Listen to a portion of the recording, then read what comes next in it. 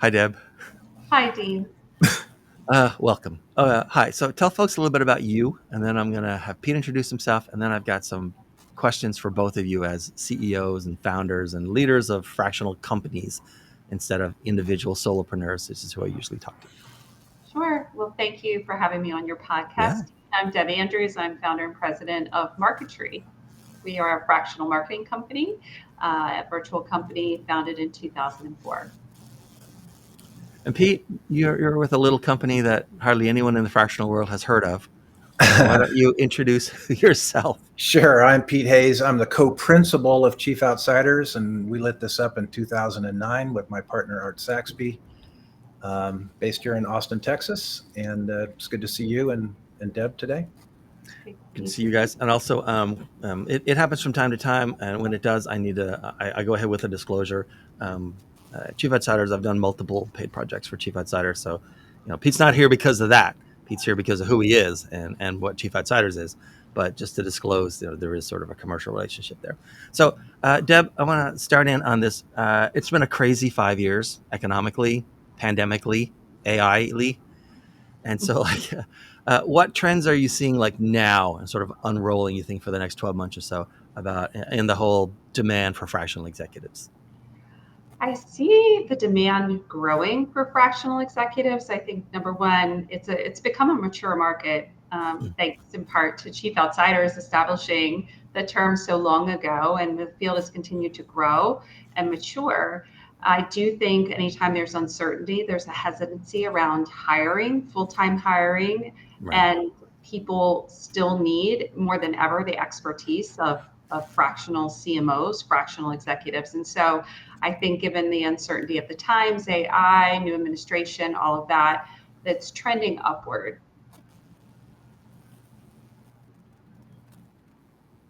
And keep Plus Pete, what do one. you think? How's the demand going? I said plus one. Uh, Yeah. Yeah. the The easy. time frame Yep. you laid out, COVID was interesting because it legitimized remote work, even on an executive team.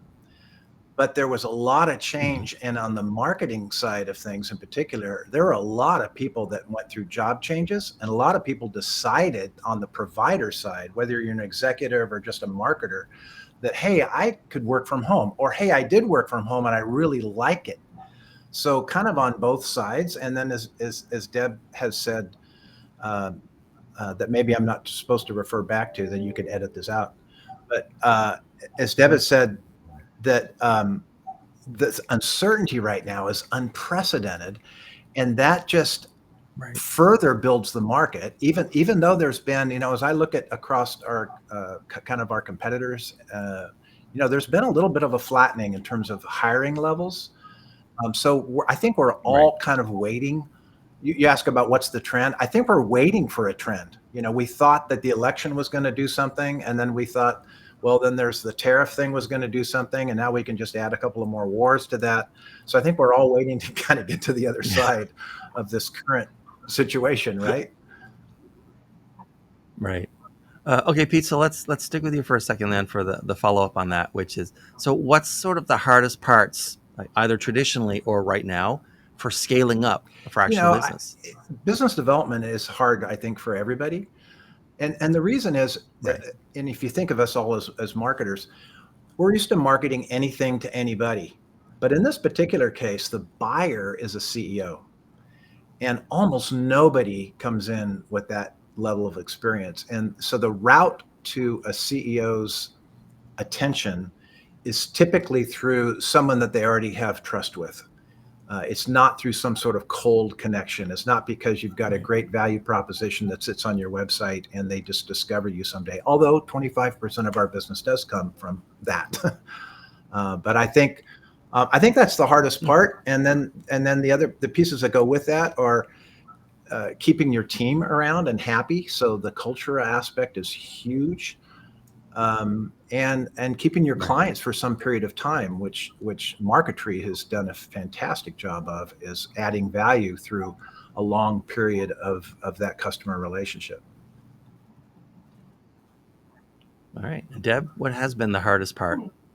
of I would say scaling I up? would lean more on the people side for me at Marketree is finding and retaining great talent.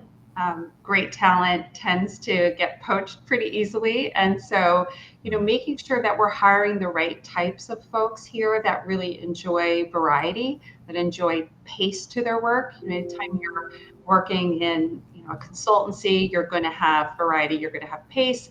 And somebody that really likes a lot of change. Right now, I think we just talked a little bit about we've never seen such change, and some of that's fueled by macroeconomic factors, but a lot of it's being fueled right now by AI.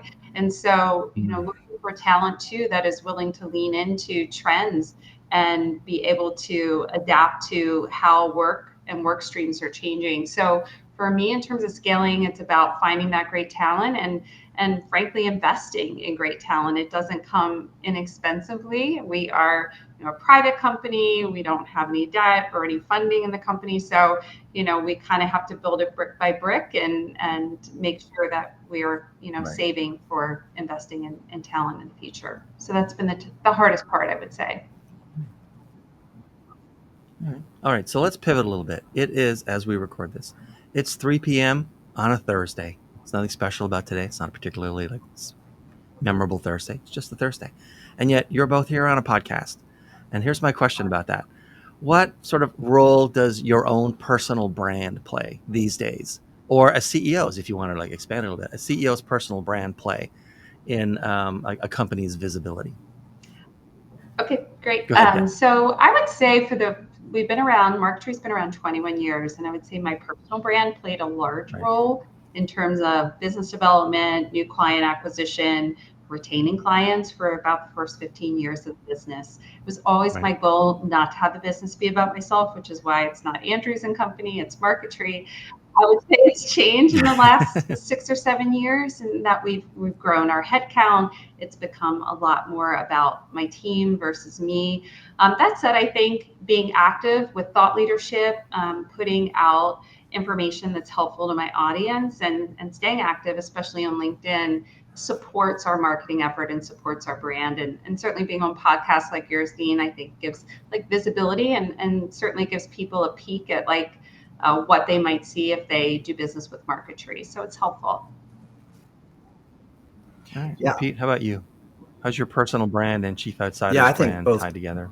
Deb and I are both here for the same reason. There's much more than anything else to help you. You have a great platform. You help a lot of people through decisions that they're making about their careers. I don't expect the people watching this particular program are folks that would reach out to hire either one of our firms. It might be people that maybe want to come join our firms, and maybe a little bit of both. But I think we want to be helpful, and if we can project that that's how we're wired, that's what companies are looking for. They want someone that has that, that perspective, that culture, that way about themselves, that they want to help others get things solved. And so that's why we're here. So, Pete, did Chief Outsider sort of come out of the gate with the positioning and messaging that kind of clicked, or did you have to iterate through until you sort of found the angle that resonated? Oh, we're with still the market? iterating. Yeah. And some of that. Yeah. Out the gate, the debate was, is it fractional? Is it virtual? Is it part-time? Right. And we got a lot of feedback from the market that said the last thing you want to call it is fractional, because who wants to buy something that's fractured?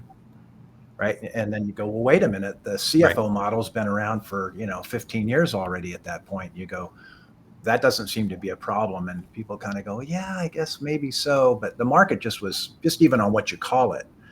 But to the point, when you're new in a category, and technology companies face this all the time, they have to be descriptive because people don't have any place to anchor it. So we spent a lot of our energy and messaging trying to be descriptive about, who we are and what we can do and the problems we can help solve. That's completely swung to the other side now. The other side is being differentiating. We didn't have to differentiate against anything other than maybe hiring full-time. But now we have to differentiate against competitors, single shingles, and so forth. So it's been quite a journey. All right, that makes sense. And Deb, how about Marketree? Did you guys sort of luck into the exact right positioning Yeah. and it just clicked? Or has it been It sort has of been a a process, process? very similar process to Pete. We started off as outsourced marketing. That was kind of the term that I think of because we wanted to be the marketing department that wasn't in-house. I think there were some connotations with regard to outsourcing, offshoring, a little bit of confusion around that. And I have to thank Pete and Chief Outsiders for sort of paving the way in the fractional world, because through their work in sort of building that category, we were able to sort of latch onto that category. And, our business is a little different in that we offer CMO, but we offer the execution of plans and tactical work as well, and measurement.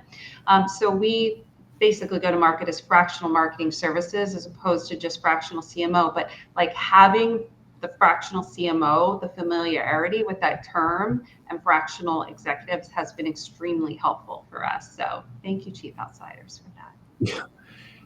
I think everyone here can legitimately say thank you, Chief Outsiders. Yeah, I mean, and we keep learning from each other, right? So Deb and her gang have been, I think, ahead of the game. The idea of being the fractional marketing full resource is something that we've admired, and we've only recently implemented with Team Outsiders. So I think they've had that that value proposition and that capability and that delivery for some time, and it's admirable. So Deb, would you say that's how Marketree differentiates right now from other fractional Absolutely. firms? Yes, we are equal parts strategy, execution, analytics, and optimization. So each one of those is a core competency. That says we don't have as many fractional CMOs as, say, a Chief Outsiders, but we have like teams of people that work on our accounts. So our clients usually hire us because they don't have an in-house marketing team. And I'll definitely let Pete speak to his ideal client profile, but I would suspect that maybe they have some marketing people on their staff, perhaps. Ours typically don't, or they might have a marketing manager. So our ideal client profile is a little bit different than like a Chief Outsiders. And that is how we differentiate ourselves. We like to say that we're one point of contact, one point of accountability, and our clients really partner with us not for a project. They partner with us to grow. They have certain objectives they want to meet, and we're going to be their growth partner. And Pete, how do you tell people that Chief Outsiders differentiates? Well, from our own competitive insight work and study, we believe we have the richest roster of experience across industries and in terms of depth. Our folks have kind of ridiculous profiles of where they've been. Frankly, Deb and her partner have also kind of Chief Outsiders backgrounds. So that's to make a point of people that are actually doing it well, because as Deb and I both know, there are a number of firms, and certainly single shingles, that have no business calling themselves a fractional CMO, unless what they mean is their resume makes them a fraction of what a CMO could be. You'll see an event manager that is now a CMO. You'll see a creative director who is now a CMO. And so clients have to be aware that it's not that those individuals couldn't add value, but the term fractional CMO has been kind of ripped up in the past few years. So we differentiate on the depth of the experience of our people. But we also, since we've been around a while and we've had nice success, the fact that we've worked with about 2,500 clients now, a huge portion of that being private equity backed, that's maybe 5,000, almost 6,000 projects with those clients. And we do sometimes work on a project basis, even though we're most often sitting in the seat as the fractional marketing or sales leader. And then the methodology that we have, the growth gears, has just gotten tighter over the years. It was based on research with the university back in 2016 when we published the book. And now that platform is AI enabled. It is a software platform. We acquired a small AI company back in the fall, and we have a development team Mhm. of about 7 people, and we're taking a lot of investment for the future, and we really want to be technology driven beyond just the great tools that we're all using in ChatGPT and such. Right. Mm. All right. So let's pivot a little bit and talk about, especially since both companies have been around for a bit, client acquisition. Have there been any sort of methods for client acquisition or channels for client acquisition that may work for other companies, but just did not work for you? Let's start with Deb. Maybe social doesn't work for you, or cold, prospecting doesn't work, or email doesn't work, or I would say the something doesn't one work. thing that definitely has not worked is when a client wants to get started on something small. They may come and say, oh, well, we're not sure about partnering with Marketree, and we're not sure about doing the strategy work up front. Let's just do like a short-term lead gen campaign.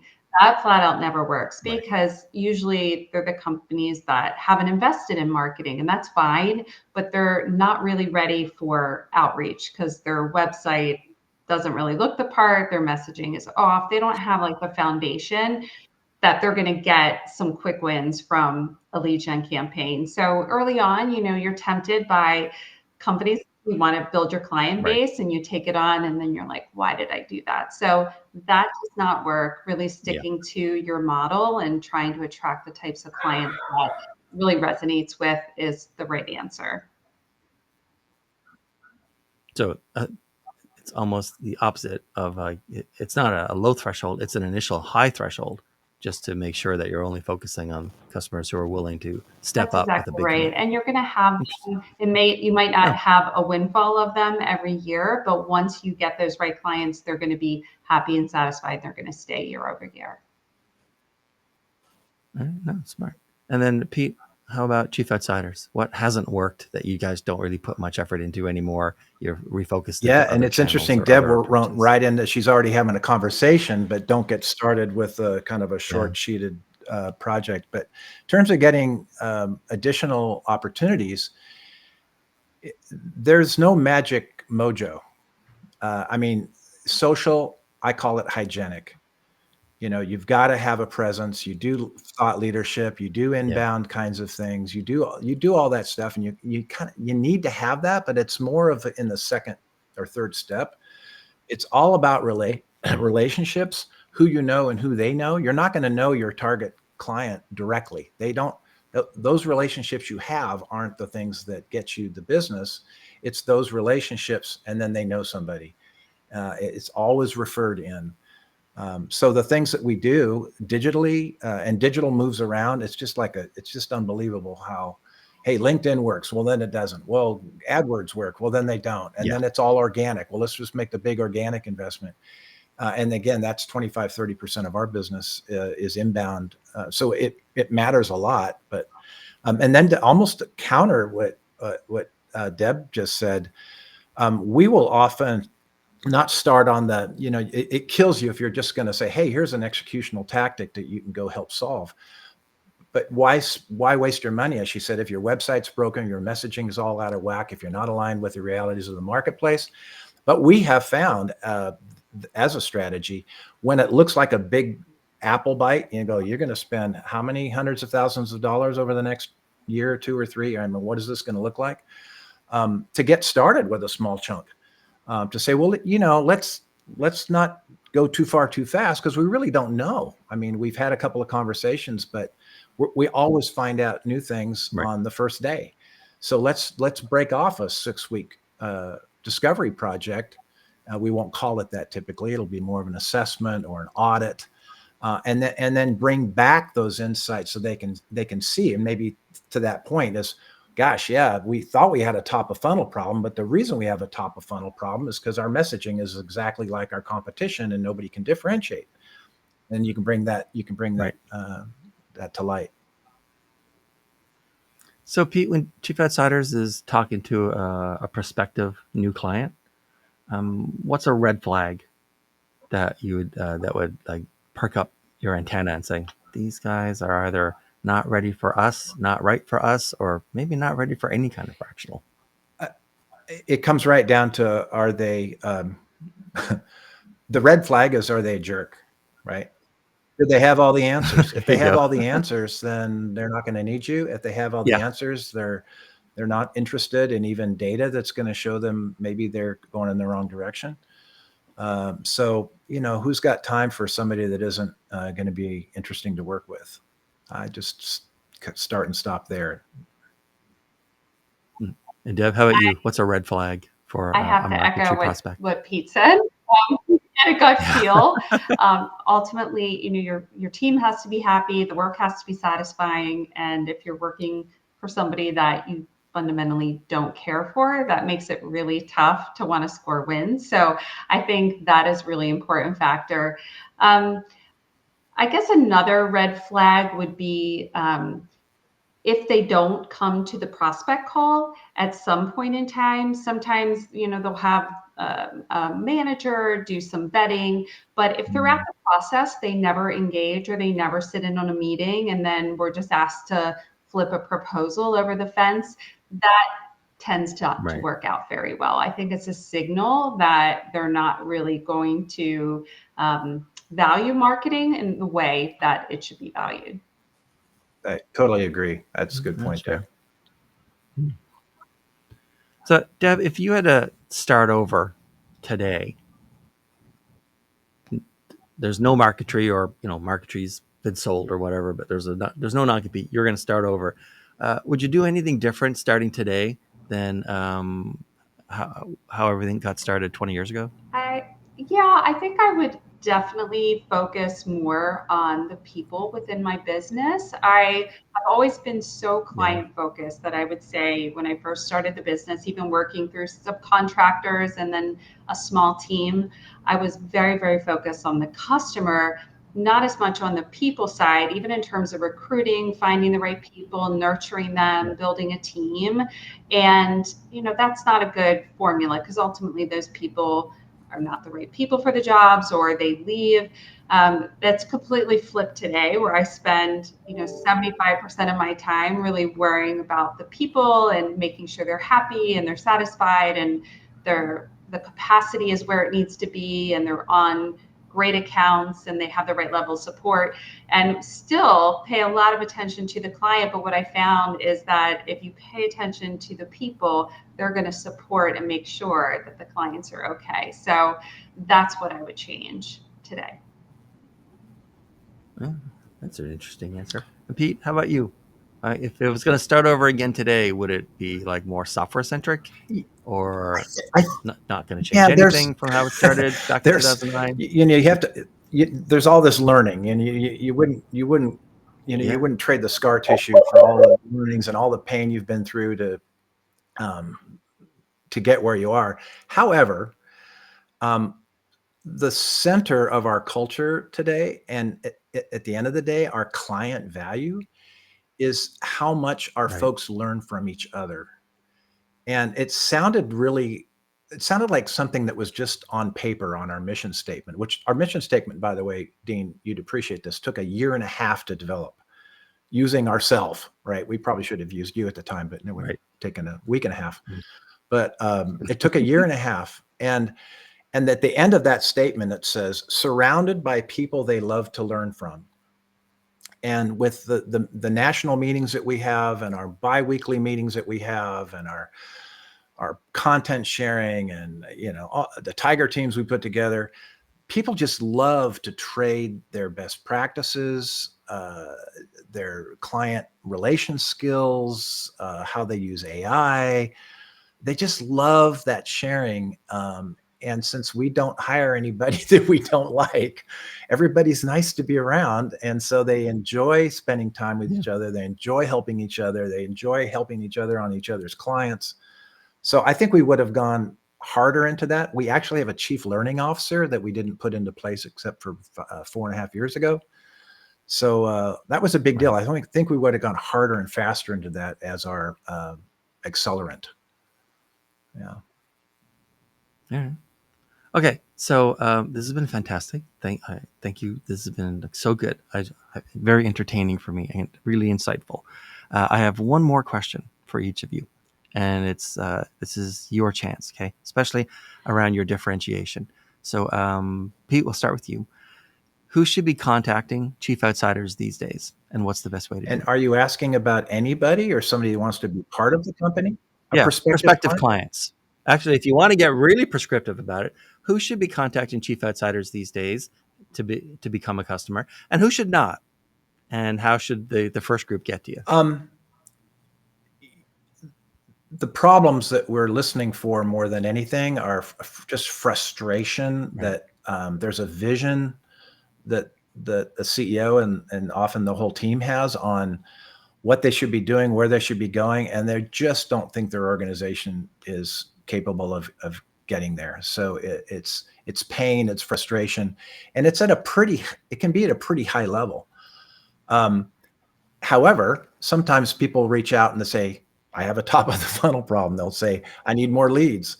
Right. And that can be a valuable discussion too, because you can help them understand, well, what does a good lead look like? And can you, are there other things to engineer? To Deb's point of, she will often say this, that, if it's just, I got to go fix something in a campaign when you don't have an opportunity to fix meaty things like messaging, like offerings, and maybe even pricing and so forth. So we like to have that full conversation, but sometimes, you've got to earn your right to those. So that's the long answer. The short answer is companies with problems are just frustrated in solving.